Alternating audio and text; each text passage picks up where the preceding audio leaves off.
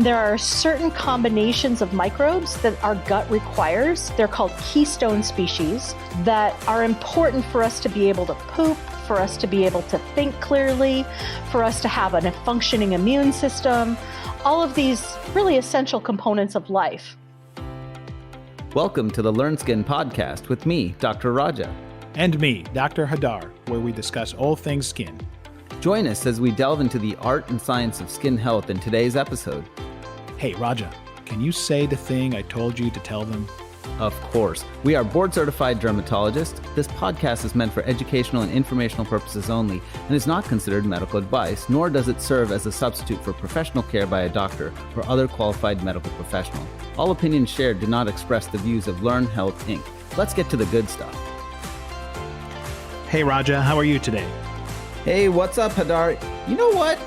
I feel like we've been seeing the same person over and over again enough that we might have a guest co-host joining us today. I know. And we only take the good ones. So this is a special treat that we have today because there's a lot of talk about probiotics and prebiotics. And today we're going to go over to the postbiotic. We're in a post-generation kind of thing. You know what I mean? I love it. And who do we have speaking? Well, the one and only Dr. Heather Zwickey, who has been on so many times. I know, I'm pumped. So she's the Director of Innovation and Communication for Thaena, a company focused on postbiotics. She's also a Professor of Immunology at the National University of Natural Medicine and the University of Western States. And she co-leads an NIH-funded clinical research training program that's focused on training the next generation of integrative medicine researchers. And the coolest guest that talks about immunology, hands down. Welcome to the podcast, Heather. Oh, I'm so glad to be back, you guys. It's great to have you here. And I think today we wanted to talk about postbiotics because there's a lot of talk and it's kind of buzzing all around us. So I think we should jump right into it and define what does that mean, postbiotics? Because I think we all know the prebiotics and probiotics, but what are postbiotics? Yeah, it's a great question. They come from prebiotics and probiotics. Postbiotics are the things that the microbes make. It's their bacterial metabolites. Now, you could get a postbiotic from a probiotic, right? So if the bacteria are in a bottle and you give them food, an insoluble fiber like a prebiotic, they'll produce postbiotics. It's bacteria poop, right?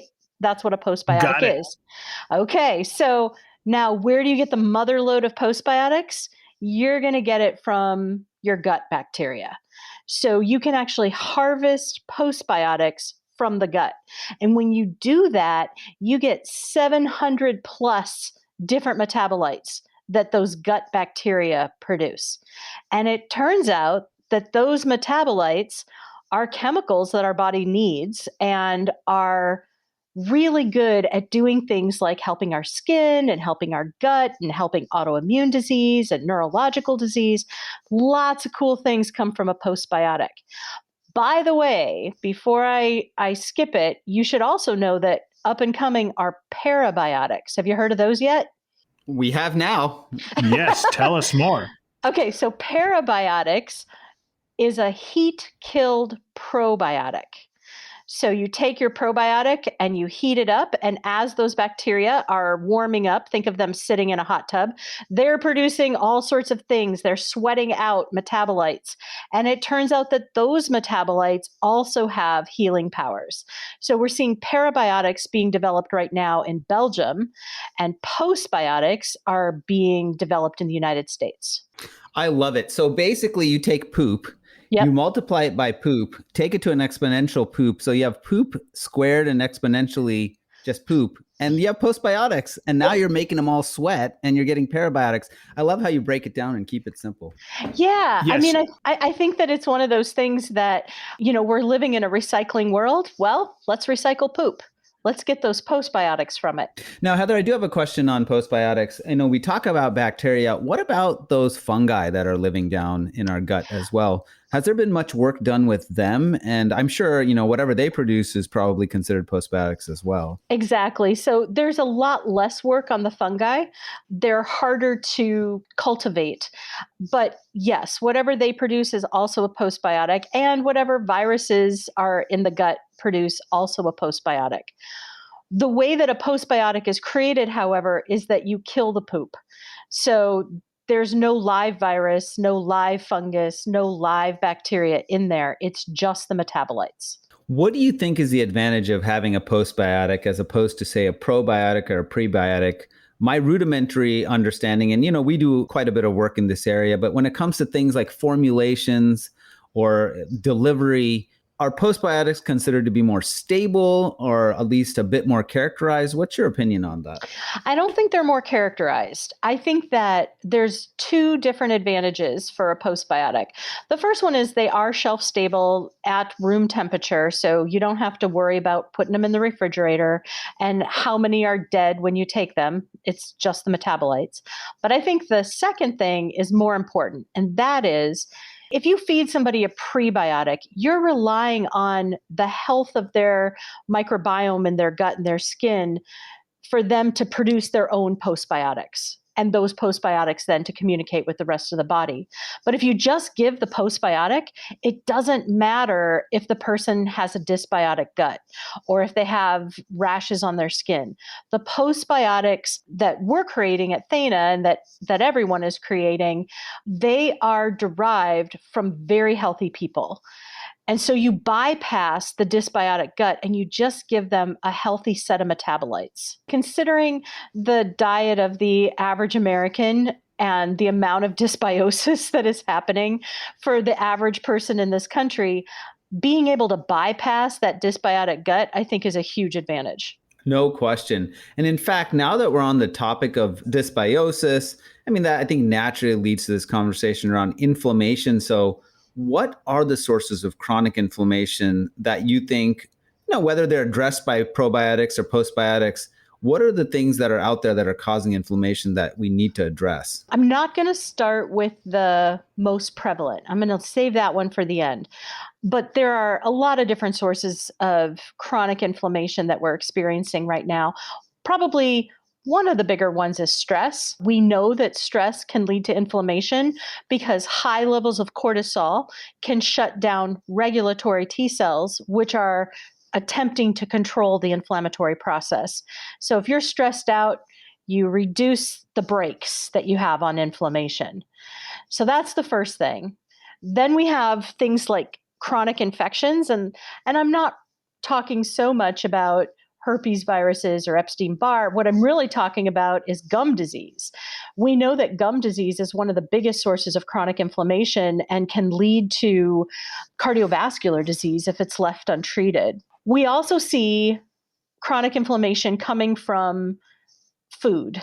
Now, it comes from food in a few different ways.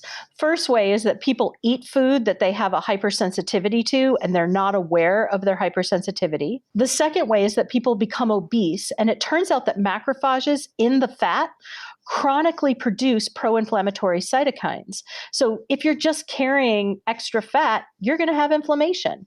It's just because the cells in the fat produce inflammatory cytokines.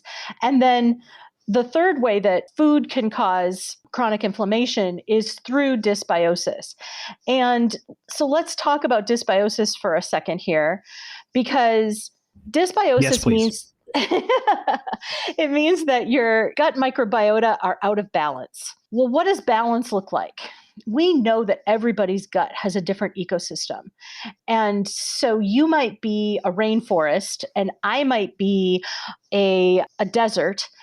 So we have different ecosystems in our gut, but they have to do the same functions. And there are certain combinations of microbes that our gut requires. They're called keystone species that are important for us to be able to poop, for us to be able to think clearly, for us to have a functioning immune system. All of these really essential components of life, very dependent on the species of microbes that are in your gut and what they're producing. It's not just what's there, but it's what they're doing. Now, what happens is with food, if you eat food that has preservatives in it, the preservatives are designed to kill microbes, right? That's why we put it in the food, is to kill microbes so that the food doesn't spoil. And so you eat food with preservatives, it kills the microbes in your gut too. That's what it's designed to do. So not unexpected. Likewise, if you eat food that has pesticide in it, like glyphosate, which is Roundup, or neonicotinoids, which we put on things like apples, those chemicals also kill microbes, and they kill the microbes in our gut. And if you are drinking from a water bottle that might have BPA in it, that BPA also kills microbes in your gut.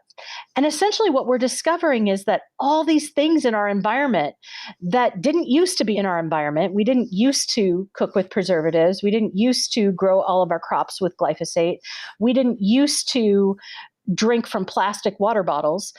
All of these things are new, and they kill our microbes and they cause dysbiosis. And so what we're seeing is more and more dysbiosis as we increase the technology surrounding our food. And thank you for explaining this. And by the way, you are no desert when it comes to information. So I had a question about postbiotics, and I see where you're kind of going with this, right? The postbiotics can potentially help, but isn't it, because you gave the example, I may be a rainforest, you may be a desert, right?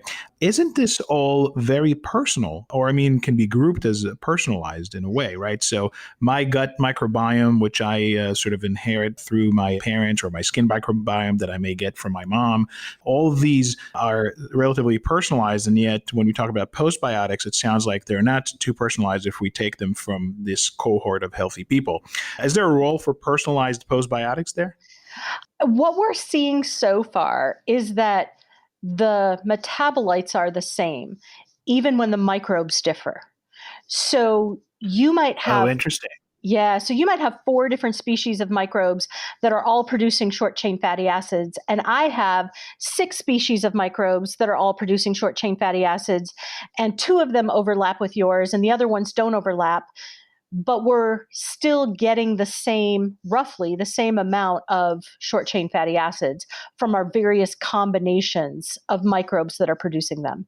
Gotcha. Yeah, I kind of jumped ahead, but please, so tell us, how do postbiotic now, because you explained beautifully about the sources of chronic inflammation, how do postbiotic provide the answer for that? Yeah, so the cool thing is your gut microbiota controls the cells of your immune system that control inflammation. So the cells that oversee the inflammatory response are the T regulatory cells, and they produce a chemical called TGF beta. And guess who tells them to produce TGF beta? The microbes in your gut. So when you have a healthy microbiome, the microbes in your gut say, hey, T cells, produce TGF beta, go shut down inflammation in the body. And when you don't have a healthy microbiome, then the T cells aren't getting that message. So we can bypass your unhealthy microbiome, and we can give that message directly by giving you postbiotics from folks who have a healthy microbiome. Now, you could say, well, can't we just give somebody short chain fatty acids? And we can. And that would be a more drug-based approach where you would take an individual chemical, an individual metabolite from a microbiome, and turn that into a drug. But what we see consistently is that if you have the combination of 700 different metabolites, you get a much more robust response, as you can imagine, than isolating a single metabolite. You know, it really goes back to, Heather, the whole concept, even with herbal approaches or with extracts, where you do a standardized extract rather than just a phytochemical and say one compound represents the entire plant, you know, kind of a situation. It's exactly the same thing, Raja. I'm glad you picked up on that. Yeah. It's a whole system approach as opposed to a single ingredient approach. So one question I have with postbiotics, if you're delivering them, one of the advantages that I think people have seen with probiotics is that whether they are alive or dead, when you deliver them, they stimulate your gut to, in some way, shape, or form, produce everything in situ or, you know, in that location where you need them. When you give postbiotics, say orally, do you worry about a portion of whatever is going in getting broken down either by gastric secretions or by bile acids? And how do you account for those kind of challenges in delivering this stuff? Yeah, I mean, Absolutely, that's happening. Just like it happens with a probiotic, some percentage is not going to make it through the stomach, and some percentage won't make it through the small intestine. But the point is that you dose it at a range where enough makes it through. The other thing is because the postbiotics are just metabolites, a larger proportion are being absorbed, most likely just right in the oral cavity. That's interesting because I was actually thinking this sounds a lot like you would give a fecal transplant, right? Oh, that's where this came from. So I'm so glad you asked that because this is really cool. So fecal transplants became popular for C. diff. And in 2017, there was a group that said, what happens if we sterilize the fecal transplant? And what happens if we just run it through a filter and there's no bacteria? And it worked. And so then the conversation became, well, do we need live bacteria when we do a fecal transplant? Because if we filter all the bacteria out, it still works. And what they were giving was a postbiotic without realizing that that's what they were doing. And now the postbiotic field has grown such that there are companies that are actually creating actual postbiotics.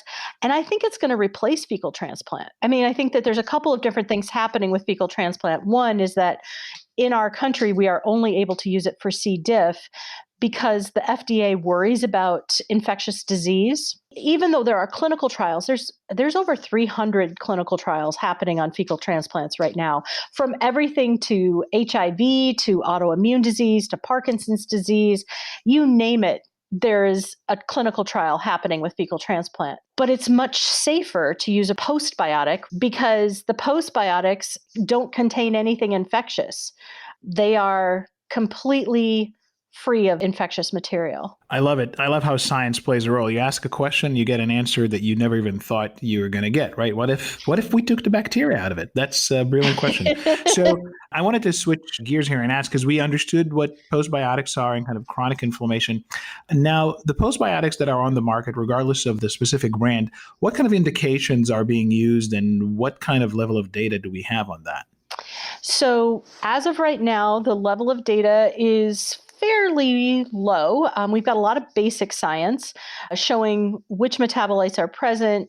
There's research happening looking at, fruit flies and worms in vitro and those sorts of things. There have been some smaller clinical trials on skin and looking at the effects of postbiotic on rashes and acne and those sorts of things. And they are effective. And can I just tell you an anecdote? Because this was really cool. So I had some postbiotic in my Of course. refrigerator. I just keep it in the refrigerator beside the strawberry jam. And I As you had, do, as you do. and we had the first year medical students did their annual retreat out at my farm. And so here came all the first year medical students, including a student who had this rash behind her ear. And it went behind her ear and all the way down her neck. And it looked like atopic eczema. She said it had been there for about 4 weeks and she had been applying all sorts of things to it. And I said, well, do you want to try a postbiotic? And she was like, sure. Yeah, I'll try a postbiotic. And literally 6 hours later, she comes back to me and she's like, look, my rash is gone. And it was just gone. And I'm like, I did not expect it to work that quickly. I thought it would work, but I didn't think it would work that quickly. But it was very responsive on her rash. That's an amazing response. What's really interesting in atopic dermatitis, at least, and why I think postbiotics has got such an amazing potential for use. You look at the microbiome and how it shifts before inflammation, and we know that the microbiome becomes dysbiotic prior to inflammation in people with atopic dermatitis. And then the dysbiosis improves prior to improvement in atopic derm as well. So the notion that we might be able to put in things that were geared specifically to control the pure bacteria around them or the pure fungi around them, I just think that's so interesting that we are going to hit a revolution on what we're going to see in the next generation of topicals that are going to be coming out potentially. I absolutely agree. And then, in addition to skin stuff, Hadar, you asked, what are we using them for? We're seeing great use with depression and suicidality. And I don't think that's something that people often associate with inflammation, but there is a strong role of inflammation in depression with interleukin 1 and TNF alpha production. And we also see strong effect with other neurological conditions. So, fecal transplant has been used for autism, and now we're starting to use postbiotics for autism and seeing a change in these kids. I'm not saying that we're treating autism because, first of all, I don't know that autism needs to be treated per se. But secondly, I don't know that we're going to change the migration of the Purkinje cells in the brain, which is one of the causes of autism. But we may change the level of depression these kids feel, the level of anxiety that people feel, some of the mental clarity and brain fog that they experience, and some of the pain that they experience using a postbiotic. And again, it's safer than using fecal transplant. So if we can improve the quality of life and reduce suffering, that's our goal. Absolutely. That sounds like a good plan. And, I'm very encouraged by one thing you said is that there's not a lot of data, because all you listeners out there, you are at the starter line. You're ready to go, and the race has begun. Who is going to be the first one to run the large clinical trial to show that postbiotic work for you name it? So I'm very excited about this. We always like to be at the forefront. Thank you very much. Hey, Hadar, you brought up something, and I've been wanting to ask this from someone that also has a lot of experience with postbiotics, because it's something that I've been thinking about a lot. When you get a postbiotic, it's a mix of many, many different chemicals, and, there's many factors that go into a postbiotic. Mm-hmm. What are the ways that we're currently using to characterize a postbiotic? I know that you can't, necessarily go in there and measure every single thing, but what are the ways that we're standardizing these postbiotics right now? Yeah, so there's a company that's called Metabolon that is using mass spec and NMR and a variety of biochemistry experiments to pull out the various chemicals. And they are probably at the top of the game for identifying all the various components that are in a postbiotic. And, that's how we would do it anyway, but you have to fractionate first because there's so many in any single fraction that you've got to be able to spread it out when you're running your mass spec or doing your NMR. So that's the primary way that the chemicals are being identified as of right now. And you're absolutely right. There's so many things in there. When we think about skin, there's ceramides and there's sphingolipids and there's all these things that are healthy for skin that the microbiome is producing. But then when you think about the immune system, there's the tryptophan and the tryptophan metabolites with tryptamine and the whole kynurenine pathway, and all of those things are in there. And there's just so many things. It's kind of a kitchen sink sort of approach, because it's a whole system approach. And it may be that the field, diversifies in the future, and that you start isolating out the ones that are specific for skin and the ones that are specific for gut and the ones that are specific for brain. But I think that there's a lot of opportunity there. Absolutely. And Heather, hey, thank you so much yet again for putting us right there at the front line of innovation. Today we learned about postbiotics, so what can I say? It's more than I could have asked for. Thank you so much for your time. And prebiotics, Hadar. We learned about prebiotics. And prebiotics. And next time you come in, I want to know what happens to bacteria when you take them to a theme park and let them hang out in the heat for a little bit. Not doing Bikram yoga, but yeah, and then what we call them then. All right. No, but thank you so much. Every time it's just a roller coaster ride of information and knowledge, and I thank you so much for your time and your expertise. Thanks for having me on. Thank you for tuning in to today's episode with Dr. Raja and Dr. Hadar. This podcast is brought to you by Learn Skin, leaders in integrative dermatology education. Visit learnskin.com/podcast to explore our many programs, or subscribe to the podcast today and never miss an episode. Hey, have a great day and stay curious.